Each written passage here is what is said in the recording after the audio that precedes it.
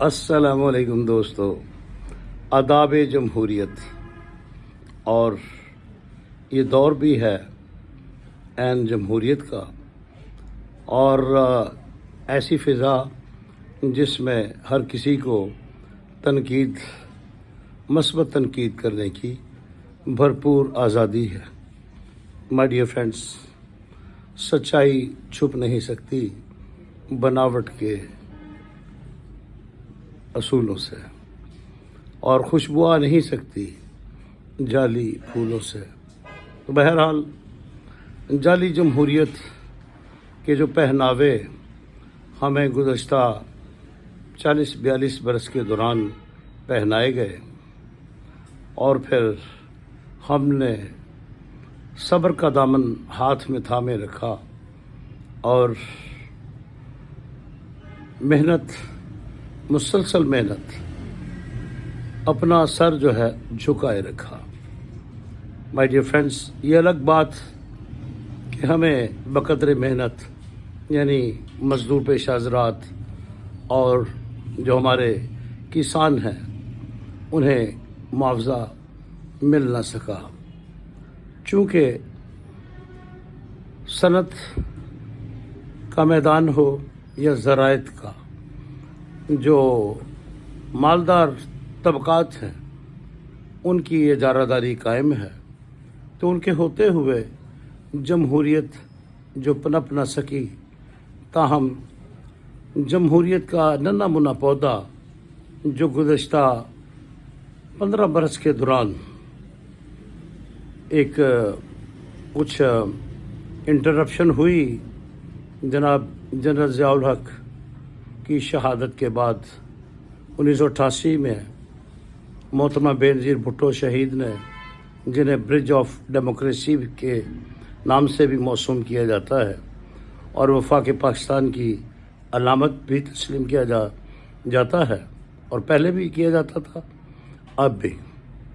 اور ان کی شہادت کے بعد پھر ایک طویل عرصہ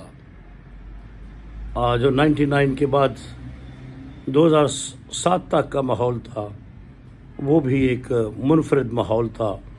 اور جناب ضیاء الحق شہید کی شہادت سے قبل بھی ایک الگ ہی منفرد ماحول تھا. تو مائی ڈیئر فرینڈس، جمہوریت جیسے تیسے آج اس مقام پر پہنچی ہے، اور جمہوریت کی بالادستی جو ہے وہ ہے مطمع نظر عوام کا، جس میں مزدور کو بقدر محنت خون پسینہ خشک ہونے سے پہلے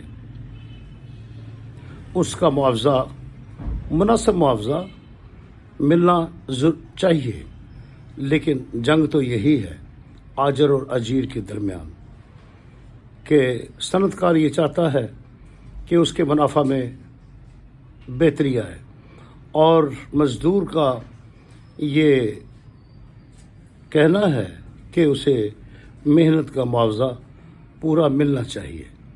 تو حق تو ہے کہ وہ اپنا حق حاصل کرے، لیکن ڈی نیشنلائزیشن کے بعد جس طرح لیبر یونینز پر پابندی ہے، اور اسی طرح ان کے جو بچے ہیں، ان کی اولادیں، وہ بھی جمہوریت کے ہوتے ہوئے بھی اور عدم جمہوریت کے زمانوں میں بھی ان کا ترو ہی ہوا ہے.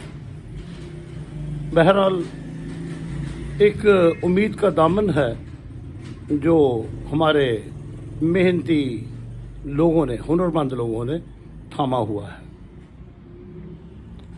میرٹ پر داخلہ ملنا چاہیے اسکول میں، کالج میں، یونیورسٹی میں، اور ایگزامینیشن سسٹم ایسا کہ جس پر رش کرے تمام طبقات، امیر ہوں یا غریب، یکساں نظام تعلیم اور نصاب نافذ ہونا چاہیے.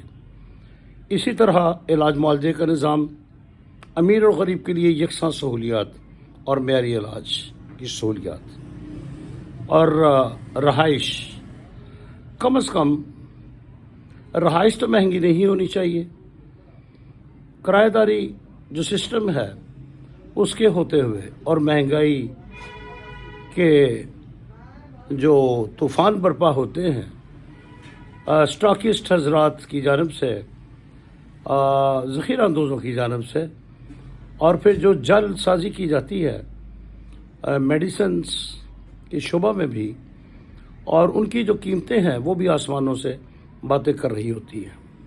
تو مائی ڈیئر فرینڈس، تعلیم، تعلیم، معیاری علاج، خالص خوراک اور صاف اور شفاف فضا اور پانی کی دستیابی، یہ ہمارا خواب ہے۔ نہ جانے کب یہ خواب پورا ہوگا، اور جمہوریت کی آبیاری اب ہماری ایک ہی توجہ کا مرکز ہے، الیکشنز 2024۔ اللہ حافظ۔